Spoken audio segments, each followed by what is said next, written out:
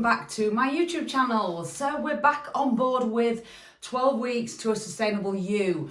Now we're on week 7 in our little series, so if you haven't seen numbers 1 to 6, go back and have a look. They're all there, covering all manner of health and fitness matters. Today we're talking about protein, that old chestnut that us PTs love to talk about. So how I'm going to talk about it today, I'm literally going to split it into my 10 tips about protein. So 10 maybe facts about protein that maybe you didn't know that might help you in your fitness journey. So let's crack straight into it, into our number 1 fact about protein. So protein is one of the 3 macronutrients. So you may have heard of them, you may not have done. There are 3 macronutrients that come together to make up your calories and what you eat in a day. They are fats, carbohydrates and protein. Out of those 3 macronutrients, protein is the most filling. So you will feel more full for less food effectively. And that's because protein reduces the level of the hunger hormone known as ghrelin. So I don't want to get too scientific, but if you want to feel fuller for longer and get that, we call it satiety index, it's something that makes you feel fuller for longer, maybe replace some of the carbs on your plate or the fats with extra protein. So maybe just reduce the amount of rice you have maybe and increase it with a few extra bites of lean fish or lean chicken or meat, any sort of meat really. It's just a case of making some small food swaps and you'll feel fuller for longer. Simple as that. Okay, number 2, protein helps to increase muscle mass and strength. So basically, the basics are that protein are the building blocks of muscles. So you want to eat as much protein as possible to help maintain your muscle mass. So we want to keep hold of those hard-earned muscles. They take a lot of effort to build muscle, and especially if you're in a fat loss phase where you've really reduced the calories down, you want to get plenty of protein in as a proportion of what you are eating in order to maintain that muscle you've gained when you've been training.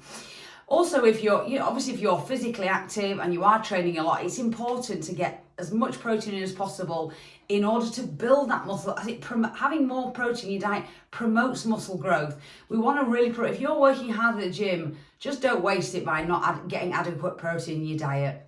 Okay, number 3, there was a myth that particularly eating animal protein was actually bad for your bones. Now, the reason that myth sort of came about is when you digest protein, it increases the acid load in the body. So what people used to say is because of that increase in acid load, that you would have to leach calcium out of your bones in order to sort of neutralise that, therefore causing weaker bones. Anyway, it's one of those myths that's been sort of debunked now. Now, basically, we're finding that the more protein you eat, the more your bones are maintained at a healthy level. So you want to maintain a really healthy bone mass, and by eating more protein, being more active, you're going to do that. So any myths you've heard, please ignore them. Also, it's really important, especially in women at menopausal age, where that risk for osteoporosis does get a little bit higher, that by eating more protein, being more active, lifting weights is going to minimize that risk of osteoporosis and fractures. So yeah, definitely another tick for protein. Make sure you get plenty of it in your diet in order to protect your bones as well. Number 4, increasing your protein intake is going to reduce food cravings and those late night snacking incidents, those snackcidents. So you got to remember that food cravings aren't really like normal hunger where your body actually needs energy and nutrients. A food craving is just your brain asking for some sort of reward. So most of the time you just need to replace that thought with something else and do something else to reward the brain. But you can prevent it by increasing protein intake. So they did a study in overweight males where they switched up, so 25% of their overall calorie intake for the day was made up of protein. And actually in that study, they found out the results were that they reduced food cravings by 60%. Similar study was also done in overweight adolescent females where they fed those females a high protein breakfast and actually reduced late night snacking as a result. So it obviously works. Increase your protein, reduce those food cravings and late night snackcidents. Okay, number 5, we're halfway through. So, eating more protein boosts your metabolism. Okay, so there's some truth in this. Obviously, eating in general boosts your metabolism. When you eat food, obviously you fire up all those metabolic processes, so your metabolism gets fired up and you're using calories to burn food. But don't be fooled into thinking, oh, I'll eat more because I'll burn more. Obviously, naturally, it doesn't work like that. But protein does have what they call a higher thermic effect of food. What that means is it takes more energy to metabolize protein than it does fats or carbohydrates. So you can sort of see that if you take a larger proportion of your diet as protein, you're going to burn more calories just by nature of metabolizing the food that you eat.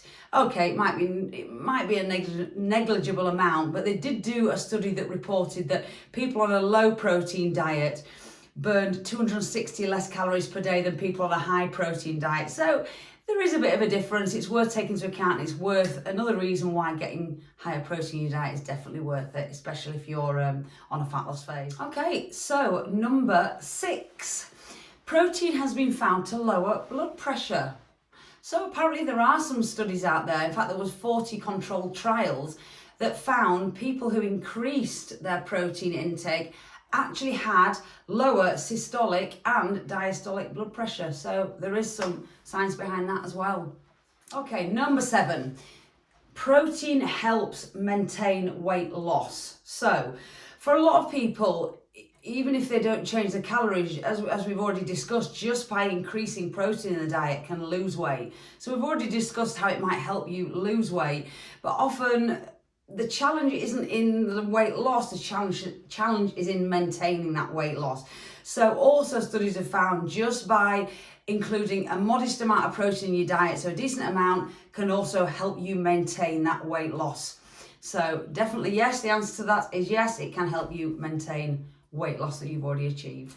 Okay, number 8, protein does not harm the kidneys. Now, when this whole increasing protein in your diet thing sort of came out, there was a lot of bad press about the fact that it can harm your kidneys.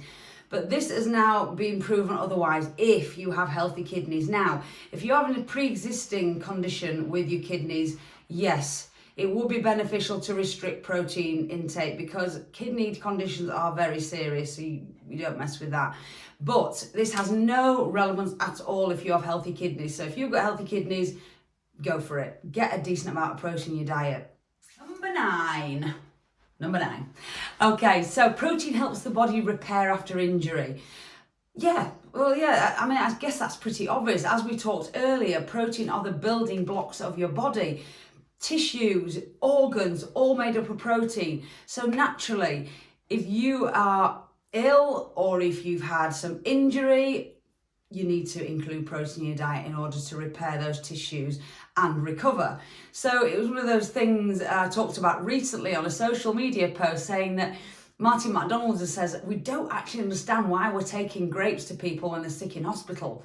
Why aren't we just taking a protein shake? It makes so much more sense than a flipping bunch of grapes. But there you go. So yeah, protein, really important when you're recovering from injury. And last and final one, number 10, protein helps you stay fit as you age. Yes, so as you get older, we get this condition known as sarcopenia. So muscles start to deteriorate a little bit and weaken. So naturally, we want to try and stay on top of that. So by including more protein in the diet, we're going to hopefully just slow that process of deterioration down.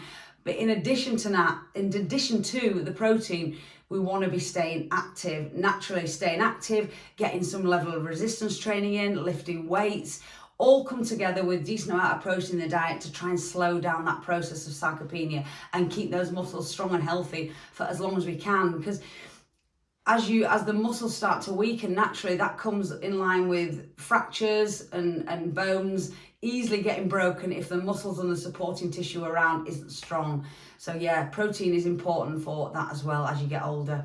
It's not just for the young uns.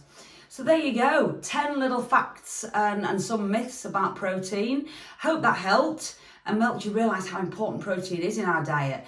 It's not just something us PTs go on about for fun. It really is a thing to help with weight loss and health generally. So yeah, If you're wanting more information about what you need to include in your diet to get the protein levels up, get in touch. If you need any other help with your nutrition, training, anything under that health and fitness sort of bracket, I can help you out. If you're looking for a coach or someone to help you out, really get you back on track with some of those goals you set for the new year, then you know where I am, just get in touch.